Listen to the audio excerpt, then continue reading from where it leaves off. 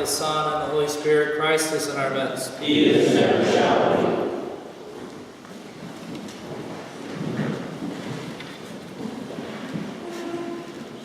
be. We take a lot for granted in our lives. If you were to think about it, our brains actually cannot process all the information all the time that's coming at it.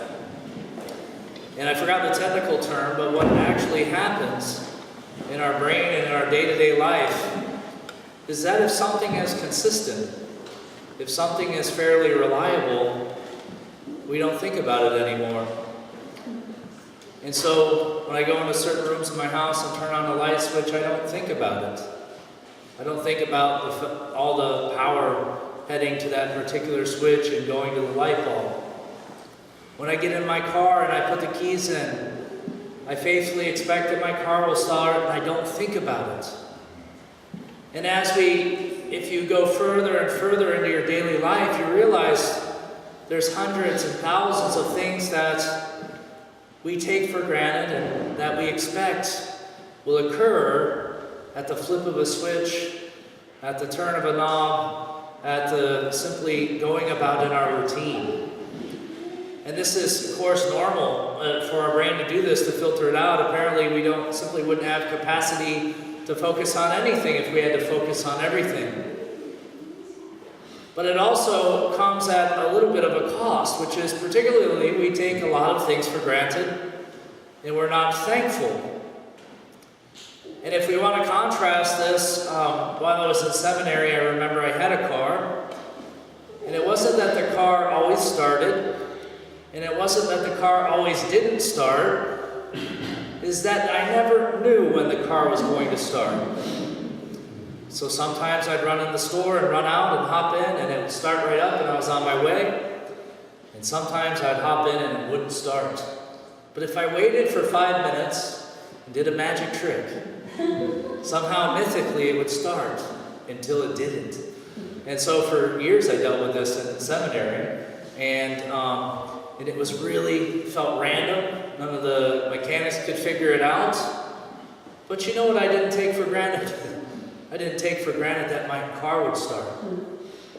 And those who come from poverty situations, those who come from a realm that doesn't always work for them, who don't have coffee makers that will always provide them with that first cup in the morning, those who don't have the vehicles or have to rely on unreliable systems because they don't live in the luxury that most of us do.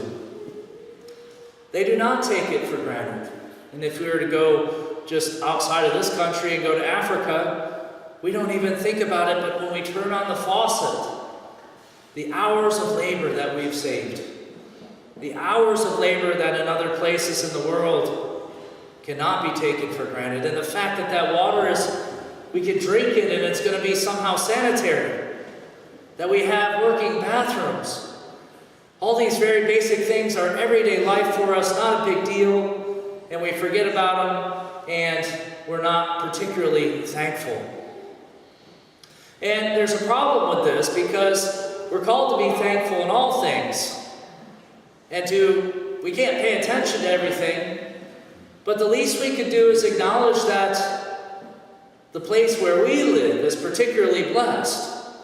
That the space that we inhabited, even though that each one of us has our own suffering in some way, is not the suffering of extreme poverty that we see in some countries, or extreme war that we are relatively comfortable with in our society.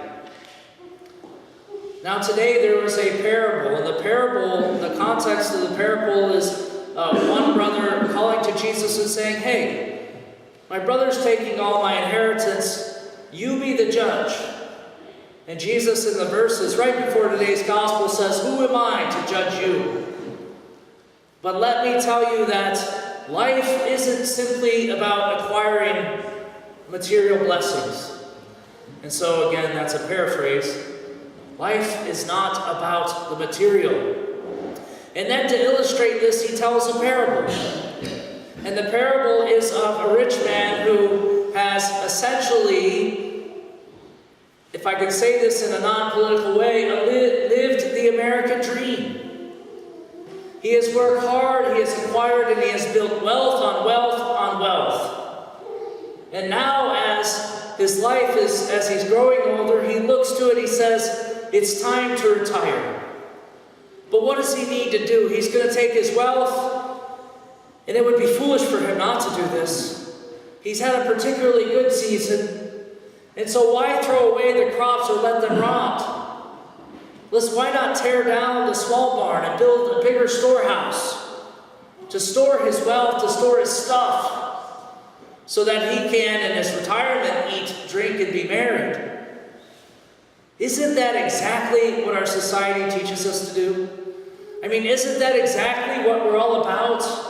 To be people who go out and work hard to acquire wealth and things, to surround ourselves with more and more stuff, to have larger and larger houses filled with more and more corners of material, that in a perchance we can go and pull something out of that closet in the one situation we might need it, and to build and to build and to build, and then hopefully when we obtain a certain age, we can retire, we can relax, we can enjoy the fruits of our labor.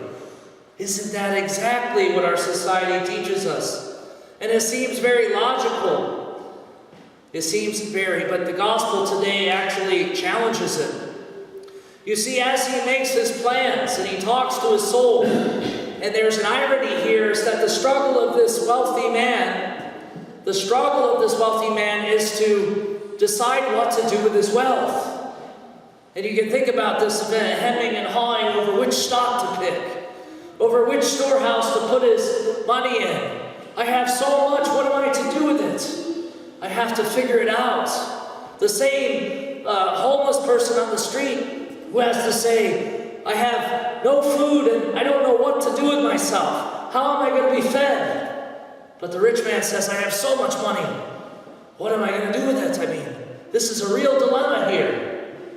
So he builds bigger storehouses. And the punchline of today's parable is he doesn't make it to tomorrow. And the fathers of the church are particularly harsh on him. St. John Chrysostom will say, you want to build bigger storehouses when look around you. There are so many povertous people who need to be filled. Fill them as though they were your storehouses. Fill their empty stomachs. Fill them, give them the clothing that sits in your closet for year after year and you never look at. Give them the basic pleasures of life that you take for granted and that you think are normal, but historically are absolutely unprecedented. His soul was required of him, and there is never a thought for any other person in this discussion. There is never a point when he thinks about his wealth in terms of what he might do to others. You see, biblically speaking, there is nothing wrong with being wealthy. And if you're wealthy, more than likely you have storehouses. You have access. That is what wealth means. But the point of wealth is to be charitable. Now, politically in our culture, we discuss about the government taxing us and distributing our money. And many of us don't like this, and many of us do like this. The fact is, in the early church, all the commentary points to one thing.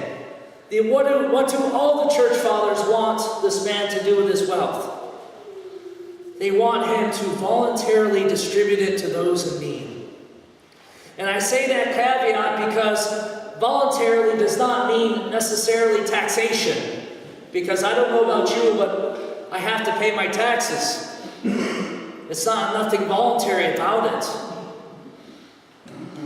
But that as a Christian person with a Christian heart, that we're not supposed to be simply living for ourselves and looking towards a time when we can simply retire in our Christianity and relax and be happy. The Christian life is about service, it's about giving. It's about continually giving of ourselves and giving of our wealth, especially when God has given us an abundance? And there are so many that need it. And because we live in our little bubbles nowadays, we don't often see it. But you don't have to travel far to find poverty in our area. You don't have to travel far to find needs. But you have to look, you have to want to do that. And you have to not be simply going from paycheck to paycheck or simply thinking about how you're going to acquire your own stability. So as we head on to this American feast day of Thanksgiving, a feast day which corresponds with what we do in the church, which is giving thanks to God for all things, let's contemplate the many ultimate and the real blessings we have in our lives. Let us take a moment to contemplate those things that our brain filters out day to day. Let us also contemplate that there are many people who don't have basic necessities. And those same people don't have access to the necessities that we store up in our closets, and that we store up in our bank accounts, and that we store up in our food pantries, and that we store up. Ultimately, we may die tomorrow. We may not make it. We may never sit around and retire and eat and drink and be merry. All we have is now. And the gospel today encourages us to put and invest in others, to give to the poor, to help the people in need, and not to worry about necessarily our 5-year plan, but to get outside of the box and begin to think about the basic necessities of others.